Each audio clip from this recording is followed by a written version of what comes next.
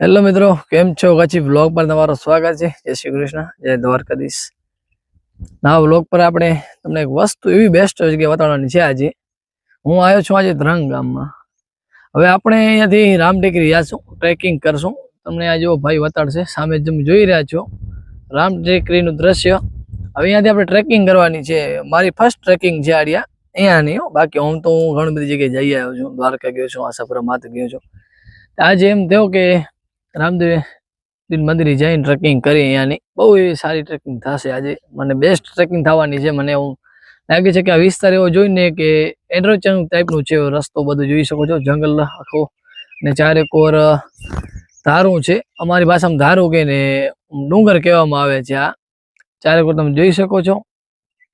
તો હવે આપણે ચાલો જઈએ મિત્રો, અહીંયાથી રામટેકરી ટ્રેકિંગ કરી તમને રસ્તો દેખાડશું કેવી રીતે છે રસ્તો એનો, કારણ કે ડુંગર વિસ્તારમાંથી રસ્તો બનાવેલ છે એટલા માટે. તો ચાલો આપણે જઈએ રામદેવપીરના મંદિરે, ત્યાંથી કરી ટ્રેકિંગ ચાલુ. તો મિત્રો હવે એકલો તમને સરસ મજાની જગ્યા દેખાડું. ત્યાંથી જમીનમાંથી ઓટોમેટિક પાણી ઉત્પન્ન થાય છે. આ બધો વિસ્તાર એવો છે સરસ મજાનો,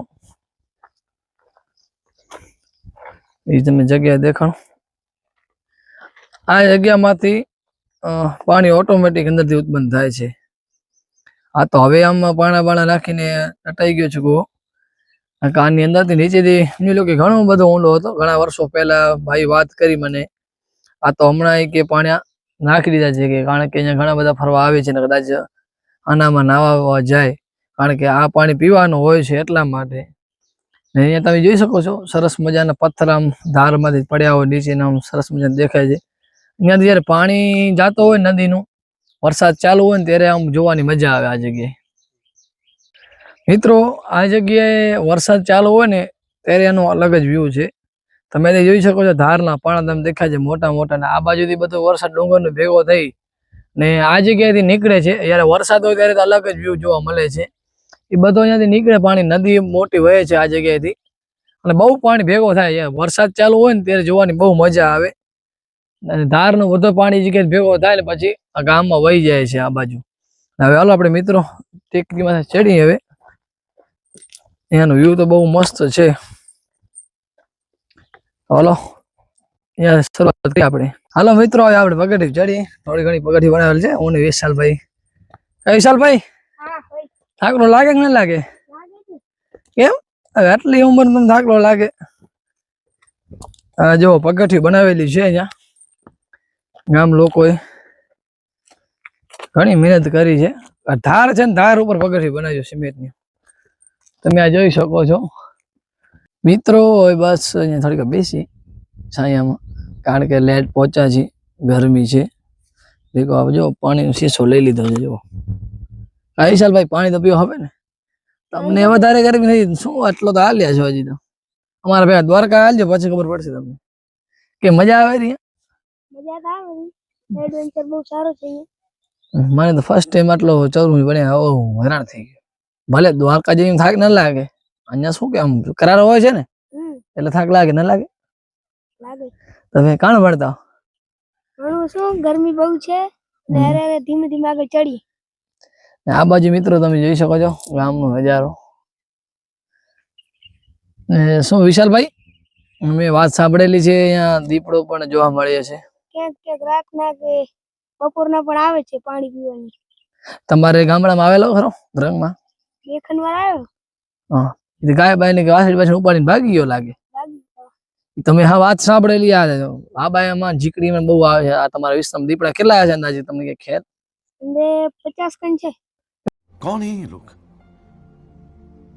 कहां से आते हैं? એવડા બધા છે અહીંયા? એ તો યાદ ખુશ હો ગયા ને, એવડા નહીં હોય. 50 ક્યાંથી હોય? એટલે બધા ફરતા હશે એટલા માટે 50 છે. આ વાત સાચી નહીં હોય? સાચી હશે अब आए ना लाइन पे તો બસ 20 હશે. હાલો મિત્રો હવે આગળ ચડી. હા હવે કઈક કામ પવન આવ્યો તેમ ગરમી ઓછી લાગી, કારણ કે આજે ગરમીનું પ્રમાણ વધારે છે. મારે જ્યારે ટ્રેકિંગ કરવું ત્યારે મારા ભાગમાં ગરમી જ આવે છે.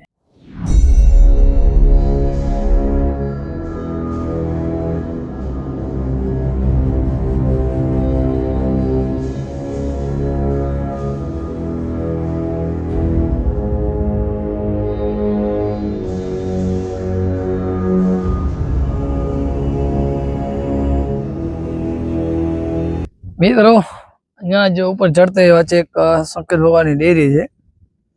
આ ભાઈ તમને બતાડશે શંકર ભગવાન ડેરી. અને તમને ચલો આ બાજુ નજારો તમને બતાડી. કાંઈક નજારો અલગ જ છે. અહીંયા પાણીની બહુ કમી છે, કારણ કે અહીંયા પાણી છે જ નહીં. મિત્રો અડધે સુધી આપણે પહોંચ્યા છીએ. રસ્તો તમે જોયો ને, નજારો જોયો. આ ડુંગરમાં અલગ અલગ પ્રકારના વૃક્ષ જોવા મળે છે. તો મિત્રો બસ આ થોડો સફર બાકી છે. અને તમે સામે જોઈ શકો છો રામ ટેકરી દેખાય છે. અને જે ફોટાના શોખીન હોય એના માટે બેસ્ટ લોકેશન છે આ તમે જોઈ શકો છો. બહુ સરસ મજાનું લોકેશન છે. ને મિત્રો અમે તો આ નજારો જોયો, પણ તમને પણ આ દેખાય દે નજારો. સરસ મજાનો નજારો તમે આ જોઈ શકો છો. મજા આવી આમ બેઠા ટ્રેકિંગ કરવાની ફર્સ્ટ બેસ્ટ જગ્યા છે, મસ્ત મજાની. મિત્રો આપણે પહોંચીએ ફાઇનલી. થાકલો લાગ્યો તો થોડીક વાર આરામ કર્યો, કારણ કે બહુ અઘરી ટ્રેકિંગ હતી. રામદેવપીરનું મંદિર આવીને બસ બેઠા છીએ થોડીક વાર, પછી દર્શન કરીને પાછળનો વ્યૂ તમે જોઈ શકો છો. સરસ મજાનું વ્યૂ છે.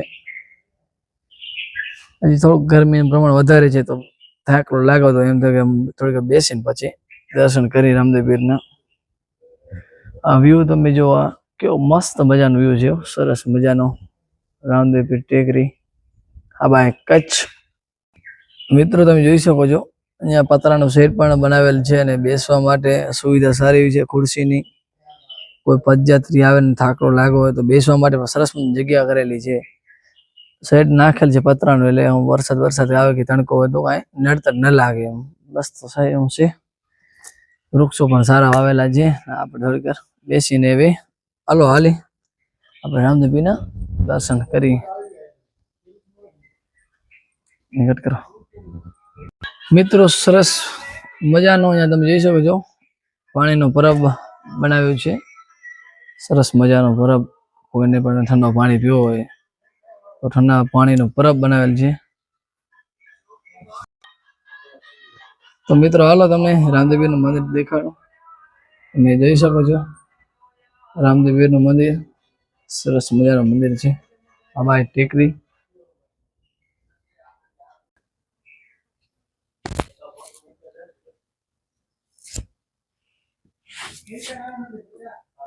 તો ચાલો મિત્રો હવે ફાઇનલી આપણે રામદેવપીરના દર્શન કરી લીધા છે.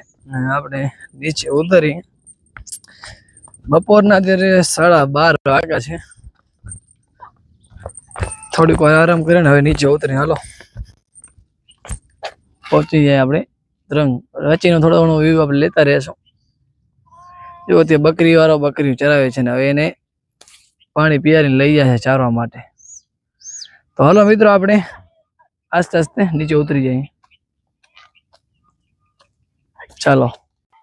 તો મિત્રો આપણે માથેથી હવે નીચે ઉતરી આવ્યા છીએ, અને ત્યાં તમારે કાંઈ પ્રોગ્રામ બનાવવો હોય કે કાંઈ જમવાનું બનાવવું હોય કે નાસ્તો બનાવવો હોય તો સારી એવી જગ્યા છે. બધી વ્યવસ્થા છે, પાણીની પણ વ્યવસ્થા છે, લાઇટની પણ વ્યવસ્થા છે. આ જગ્યાએ સારી એવી જગ્યા છે. વરસાદના મોસમમાં તમે આવો બધાય. જો ઘણા બધા મિત્રો હોય તો ફરવાની કંઈક અલગ જ મજા આવે, કારણ કે પોતાની ટીમ હોય તો મજા આવે ફરવાની. ને પછી આમ નાસ્તો બાસ્તો બનાવ્યો કે જમવાનું બનાવે તો કંઈક ઓર મજા આવે. અને વરસાદ ચાલુ હોય ઝરમર. તો ચાલો મિત્રો હવે આપણે આગળ નીકળી જઈએ ધીમે ધીમે. હવે મંદિરે ધ્રંગ તરફ વળી. ધ્રંગ તો દર્શન કરીએ, પણ આપણે ગામ તરફ વળીએ. હવે મિત્રો હવે આપણે નીચે ઉતરી આવ્યા છીએ રામ ટેકરીથી. ને મિત્રો તમારે આવો અહીંયા તો ધ્રંગથી તમારે આવો હોય તો તમે બાઇક લઈને અહીંયાથી આટલા સુધી તમે અહીંયા આવી શકો છો. આ સામે પડી છે મારી બાઇક અહીંયા, બરોબર. ડુંગર વિસ્તાર અહીંયા કે તમારે ઉપર મંદિર સુધી જઈ શકે છે. ને મિત્રો તમે ટ્રેકિંગ કરવા ખપી જગ્યાએ જાઓ. આજે મેં અહીંયા ટ્રેકિંગ કરી, અમારી સાથે પાણીની બોટલ હતો, એ ભલે ઘરેથી લઈ આવ્યા હતા, ને કાંઈ નાસ્તો વગેરે પણ નહોતા લઈ આવ્યા અમે. અને અહીંયા અમે જોયું કે ટ્રેકિંગ કરી એ ફર્સ્ટ જગ્યા છે, ત્યાં કણે કાંઈ કચરો નથી. તો તમે ક્યાં પણ જાઓ ટ્રેકિંગ કરવા તો મિત્રો જરૂરથી તમે યાર સંભાળ રાખજો. તો તમે નાસ્તો ભેગો લઈ જાઓ અથવા પાણીની બોટલ લઈ જાઓ. જો તમે પાણીની બોટલ ભરેલી ઉપાડી શકો છો તો ખાલી કેમ નથી ઉપાડી શકતા? તો ત્યાંથી ખાલી પાણીની બોટલ પણ લઈ લેવાની ભેગી. ડસ્ટબિન હોય તો ડસ્ટબિનમાં નાખતા જાઓ. અને જરૂરથી મિત્રો આ તમને હું કહું છું એ તમે જરૂરથી કામ કરશો. આ તો આપણે મળીએ નેક્સ્ટ વ્લોગમાં. જય શ્રી કૃષ્ણ, જય દ્વારકાધીશ.